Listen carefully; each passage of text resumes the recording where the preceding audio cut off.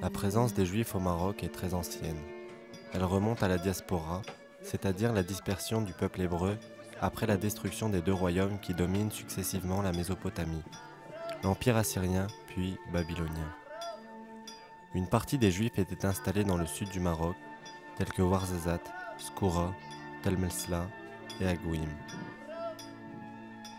La Ouarzazate, les Juifs ils étaient là depuis le XVIIe siècle jusqu'à 1968. Il y avait une population très importante. Ils étaient un peu dispersés dans tous les casbahs de la région. Comme vous savez, il y avait beaucoup de casbahs. Et là, le plus proche, sur la ville de Ouarzazate, la casbah de Tel Mesla. Là, c'est indiqué dans les guides retard et dans les guides touristiques, la casbah des Cigognes, Aït Ben Haddo aussi. Et la plupart des villages, les vieux douars de Ouarzazate, on trouve les traces des Juifs qui étaient habités en coopération avec les Berbères de la région. Ils étaient bien accueillis par les Amazirs. Ce peuple leur cède des terrains pour construire leur mélah, comprenant des quartiers résidentiels, des ateliers d'artisanat, des magasins de commerce et des institutions religieuses, que ce soit des synagogues ou les mausolées des saints. Les Juifs et les musulmans avaient des rapports culturels communs. Ils parlaient les mêmes dialectes, seulement quelques symboles distinguent leurs habitations, coiffures ou leurs costumes des uns des autres. À Agouim, la présence des communautés juives était très importante. Ils jouissent d'une très grande liberté de culte et leur situation est florissante, vu qu'ils détiennent les secrets de certains artisanats, tels la bijouterie, l'orfèvrerie, la verrerie, la fabrication du savon, des bougies et de certains produits cosmétiques, l'incrustation et la sculpture du bois. Ils étaient également d'habiles commerçants et dans certains centres urbains, ils étaient même des banquiers.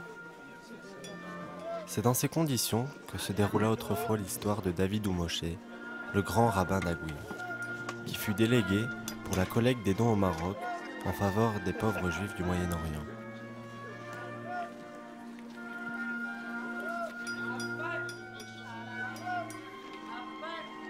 On lui raconte que les habitants du village, juifs et musulmans, sont très malades et mourants à cause d'une épidémie contagieuse.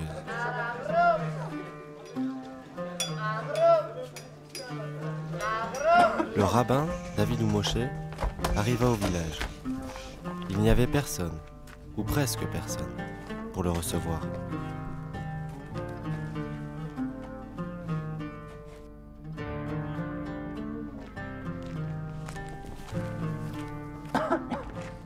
سلام سيدي دافيد. من هاد الكنزات دعوة الشيخ اللي مات البارح مسكين بالمرض اللي ضربنا. دعي معنا سيدي يشفينا ويشفي ولادنا.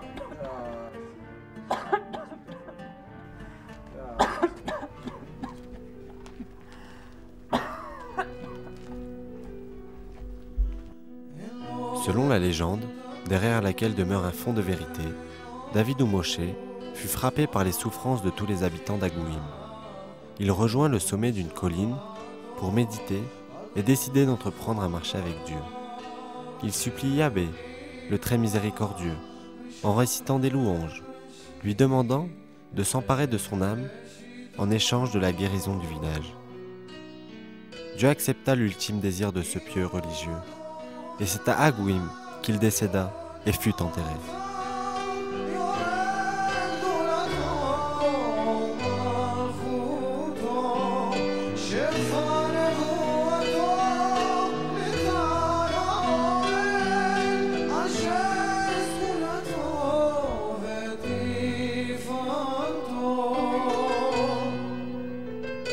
Juste après son enterrement, l'épidémie disparaissa, et à sa mémoire et pour honorer son sacrifice, on transforma sa tombe en mausolée, qui est devenu par la suite un lieu saint visité par tous les juifs du Maroc et du monde.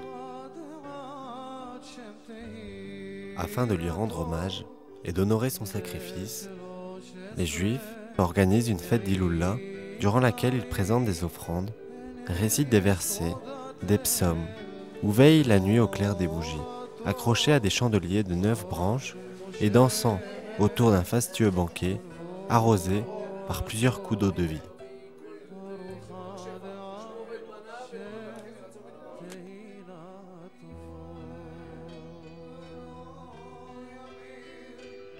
Et c'est au village d'Agouim, situé au Grand Atlas, loin de Ouarzazate, environ 73 km, qu'abrite encore le mausolée de ce saint juif, où des cultes sont encore tenus à son honneur chaque mois d'octobre, avec des juifs venus des 4 coins du monde, venus lui rendre hommage et fêter la Alléluia.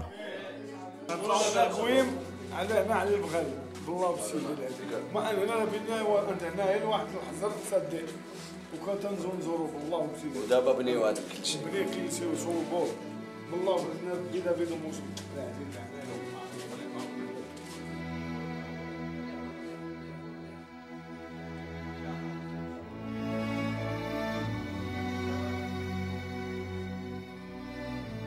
On a quitté le Maroc en 62 et on a fait voir Bidavid de Moshe, pèleriné dans tous les saints du Maroc.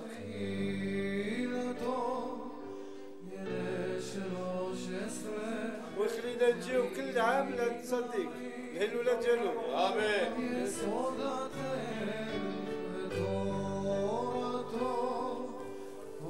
Mémoire du président, c'est lui, il s'appelle Hanania Ederi. C'est lui qui a construit tout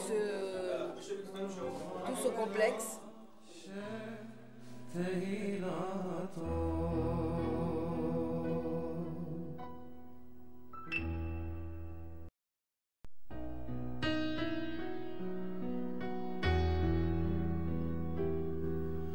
יגדל אלוהים חי וישתבח, נמצא ונועטל מציאותו, אחד ואין יחיד כייחודו, לעולם וגם אין סוף לאחדותו.